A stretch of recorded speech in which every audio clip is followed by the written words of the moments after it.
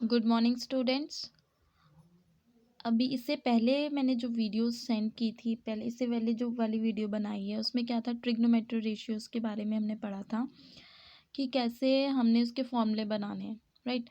और आज मैं नेक्स्ट वीडियो लेके आई हूँ जिसमें कि हम टेबल जो होता है, जैसे साइन 45 हो गया, साइन 60 की वैल्यू क्या होएगी। तो जैसे कई बार एग्ज़ाम में हमें भूल जाता है, राइट। तो अगर टेबल हमें याद रहेगा तभी हम वैल्यूज़ को पुट कर सकते हैं। अब इसमें शॉर्ट ट्रिक क्या है कि कैसे हम उसको याद कर सकते हैं।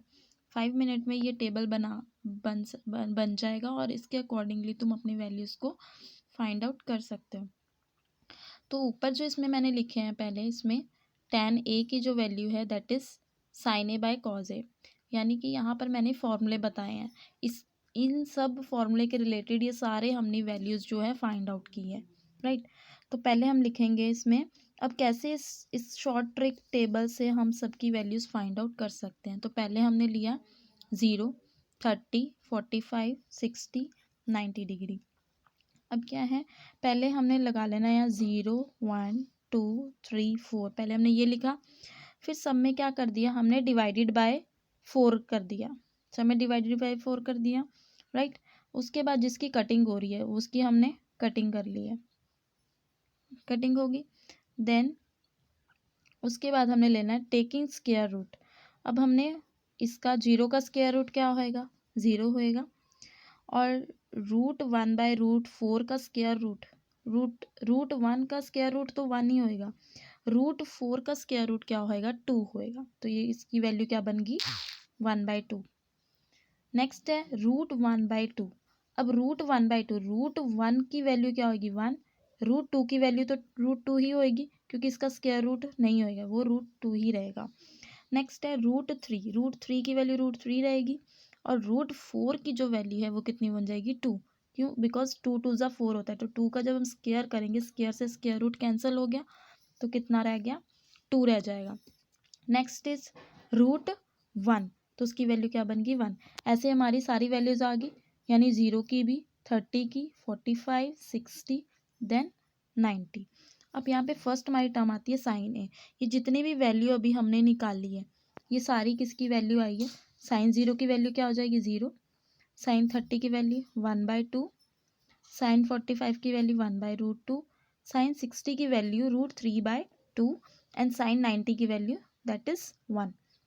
Next is cos A. अब कॉज ए कैसे फाइंड आउट करेंगे, साइन ए तो हमने यहाँ कटिंग करके फाइंड आउट कर लिया। अब कॉज ए कैसे फाइंड आउट करेंगे, अब कॉज ए इसका उल्टा हो जाएगा। जैसे कॉज ए की वैल्यू क्या हो जाएगी, यहाँ से 1, √3/2, 1/2, 1/2, 1/2 एंड 0 का 0। तो यानी साइन ए का उल्टा हम यहाँ पे कॉज ए में लिख देंगे। तो यहाँ से हमारी कॉज ए की वैल्यू आ जाएगी। नेक्स्ट है tan ए। अब हमने tan ए फाइंड कैसे करना है, साइन ए कर लिया, कॉज ए कर लिया। अब हमने फाइंड आउट करनी है tan ए की वैल्यू। अब tan ए की वैल्यू हम कैसे फाइंड आउट करेंगे, अब ये फॉर्मूला है हमारे पास, साइन ए बाय कॉज ए, ये फॉर्मूला है। अब साइन ए, साइन 0 पहले निकालेंगे, साइन ए कितना है, 0, साइन ए 0, और कॉस 0 कितना है, 1। तो 0/1, 0 को जब 1 से डिवाइड किया तो क्या आएगा, 0। तो यानी साइन tan 0 की वैल्यू कितनी हो जाएगी, 0। यानी ये फॉर्मूला हमें याद रखना होगा tan निकालने के लिए, राइट।